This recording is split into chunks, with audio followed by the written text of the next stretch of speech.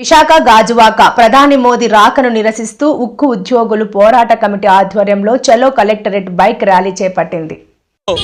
తెలుగోడు account 1424 రోజుల నుంచి ఉద్యమం నడుస్తూ ఉంది. ఈ ఉద్యమ నేపథ్యంలో ఎల్లుండ దేశ ప్రధాని మోడీ గారు 3వసారి విశాఖపట్నం వస్తూ ఉన్నారు. వారిని పోరాట కమిటీని డిమాండ్ చేస్తూ ఉన్నాం. విశాఖపట్నం స్టీల్ ప్లాంట్ సౌత్ ఇండియాలో ఉన్న ఏకైక స్టీల్ ప్లాంట్, దీన్ని అమ్మడం లేదని ప్రకటిస్తూ సెయిల్లో విలీనం చేస్తామని చెప్పేసి ప్రకటన చేయాలని చెప్పేసి వారిని డిమాండ్ చేస్తూ ఉన్నాం. అట్లాగే విశాఖపట్నం స్టీల్ ప్లాంట్ సొంత గనులు లేవు, 3 సంవత్సరాలు ట్యాక్స్ హాలిడే ఇవ్వాలని చెప్పేసి నెలల తరబడి ఉద్యోగులు జీతాలు ఇవ్వకుండా ఉద్యోగుల తాలూకా డబ్బుల్ని 2000 కోట్లు పెట్టుబడి పెట్టి కంపెనీ నడిపే పరిస్థితి భారతదేశంలో ఎక్కడ లేదు, ఇక్కడ ఉన్నది. అయినప్పటికీ కూడా ఈ ప్రభుత్వం శతకం వేస్తూ ఉంది.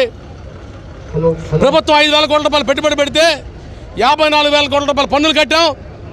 కాబట్టి 3 సంవత్సరాల పాటు ట్యాక్స్ హాలిడే ఇమ్మంటున్నాం. చాలామంది పారిశ్రామికవేత్తలు బ్యాంకులకి 19 లక్షల కోట్లు ఎగ్గొట్టారు. మేము ఎప్పుడు ₹1 కూడా ఎగ్గొట్టలేదు. రూపాయి ఎగ్గొట్టకుండా ట్యాక్స్ హాలిడే మాత్రం అడుగుతూ ఉన్నాము.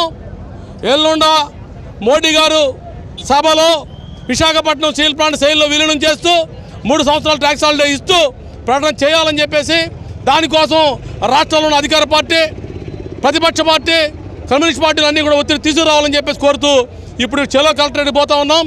ఇక్కడ బయలుదేరి శ్రీనగర్ మీదుగా, గాజువాక మీదుగా, ఎన్ఐడి కొత్త రోడ్డు నుండి కంచరపాలెం మీదుగా సంపత్ వినాయక టెంపుల్ దగ్గర నుండి బీచ్ ఒడ్డుకు వెళ్ళి ఆడ కోట్లపేట దగ్గర బళ్ళు పార్క్ చేసి అక్కడి నుంచి పాదయాత్రగా కలెక్టర్ ఆఫీస్కి వెళ్ళి కలెక్టర్ గారికి మెమోరాండం ఇవ్వబోతా ఉన్నాం.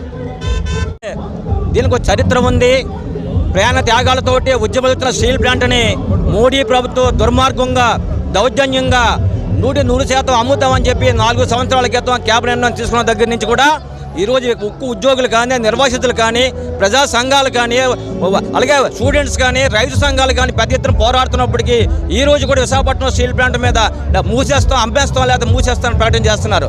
ఇప్పుడు కానీ నేను వెనక్కి తీసుకోకపోతే ఈ ఉద్యమం అనేది రాష్ట్ర వ్యాప్తంగా, దేశవ్యాప్తంగా తీసుకెళ్తాం. రేపు 8వ తేదీ విశాఖపట్నం వస్తున్నారు కాబట్టి ఖచ్చితంగా ఈ 4 సంవత్సరాల ఉద్యమాన్ని ఫుల్ స్టాప్ పెట్టాలి. విశాఖపట్నం స్టీల్ ప్లాంట్ సెయిల్లో కలుపుతాము. దీనికి పూర్తి ఉత్పత్తి సరిపడగా 20,000 కోట్లు మాకు బడ్జెట్ కేటాయిస్తాము. అదేవిధంగా మైన్స్ కేటాయిస్తాము, నిర్వాసిత ఉద్యోగం ఇస్తామని చెప్పి చంద్రబాబు నాయుడు గారు పోనీగా అనౌన్స్ చేయించాలి. ఎందుకంటే మాకు అమరావతి, పోలవరమే కాదు, విశాఖపట్నం స్టీల్ ప్లాంట్ ఇది 3వ కన్ను. ఎందుకంటే విశాఖపట్నం స్టీల్ ప్లాంట్ లేకపోతే రాష్ట్రమే లేదు. లక్షలాది మంది ఆధారపడి ఉన్న ఈరోజు కేంద్ర రాష్ట్ర ప్రభుత్వాలకు 60,000 కోట్లు ట్యాక్సులు కట్టాము.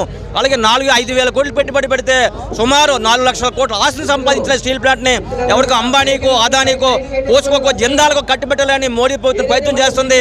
ఈ స్టీల్ ప్లాంట్ కానీ మీరు కాపాడుకోకపోతే చంద్రబాబు నాయుడు, పవన్ కళ్యాణ్ గారు కూడా మూలు చేసుకోవాల్సి వస్తుంది. ఖచ్చితంగా చెప్తున్నా. 8వ తారీఖున కేటాయించాలి. ఇంకా శంకుస్థాపన చేయని హాస్టల్ మెట్టలకి ఇనుప ఖనిజాలు ఇవ్వాలి, గనులు ఇవ్వాలని చెప్పి అడిగిన చంద్రబాబు నాయుడు గారు 40 సంవత్సరాలు బట్టి ఇక్కడ ఉన్న స్టీల్ ప్లాంట్కి ఎందుకు గనులు అడగట్లేదని చెప్పి మేము పోరాటంలో అడుగుతున్నాం. ఖచ్చితంగా 8వ తారీఖుని మీరు అనౌన్స్మెంట్ చేయాలి. ఈ ప్రకటన చేయకపోతే ఉద్యమం ఉవ్వెత్తున ఇంకా ముందుకెళ్తుందని చెప్పి హెచ్చరిస్తున్నాం. విశాఖ ఉక్కు భారతదేశంలోని అతిపెద్ద స్టీల్ పరిశ్రమ. లక్షలాది మందికి ఉపాధి చూపించేటువంటి విశాఖ ఉక్కు కర్మాగారాన్ని ఇవాళ అనేక పోరాటాలు, త్యాగాలు, 32 మంది ప్రాణాలు త్యాగం చేశారనమాట. 26,000 ఎకరాలు, 18,000 రైతులు త్యాగం చేసి ఇవాళ 7.3 మిలియన్ టన్స్ని ప్లాంట్ విశాఖ ఉక్కు కర్మాగారం టర్నౌండ్ చేసిన కంపెనీ, అప్పులు తీర్చిన కంపెనీ, ఒక పెద్ద విస్తరణ చేసిన కంపెనీని ప్రధానమంత్రి గారు విశాఖ ఉక్కుని ప్రైవేటీకరణ చేస్తాం, మూసేస్తామని చెప్పేసి అనేక మార్లు ప్రకటన చేశాడనమాట. ఆ ప్రకటన అనేది సరైనది కాదని చెప్పేసి రాష్ట్రంలోనే అనేక పార్టీలు విశాఖ ఉక్కుని ఆంధ్ర ప్రజలు కూడా విశాఖ ఉక్కుని ప్రభుత్వ రంగంలో కొనసాగించాలి. అలాగే విశాఖ ఉక్కు కావాల్సినటువంటి సొంత గనులు కేటాయించి క్యాపిటల్ రీస్ట్రక్చరింగ్ చేయాలని చెప్పేసి మేము డిమాండ్ చేస్తుంటే ఇవాళ కొంతమంది నాయకులు చెప్తున్నారనమాట విశాఖ ఉక్కుకి మళ్ళీ రీఇన్వెస్ట్మెంట్ చేస్తూ ఉన్నారన్నమాట. ఇప్పటికే అప్పులు తీర్చిన కంపెనీ మళ్ళీ ఇంకా అప్పులతో పాటు మరిన్ని అప్పులు, వడ్డీలు పెరిగేలాగా దీన్ని ప్రైవేటీకరణ చేయడానికి ప్రయత్నం కేంద్ర ప్రభుత్వం చేస్తుంది. ఇది సరైన విధానం కాదు. మేము ఏదైతే డిమాండ్ చేస్తున్నామో ఇవాళ ఎన్నికల్లో చెప్పారు, ఎన్డీఏ కూటమి విశాఖ ఉక్కుని ప్రభుత్వ రంగంలో కొనసాగిస్తూ ఉన్నారు. మరి రీఇన్వెస్ట్మెంట్ అంటున్నారు.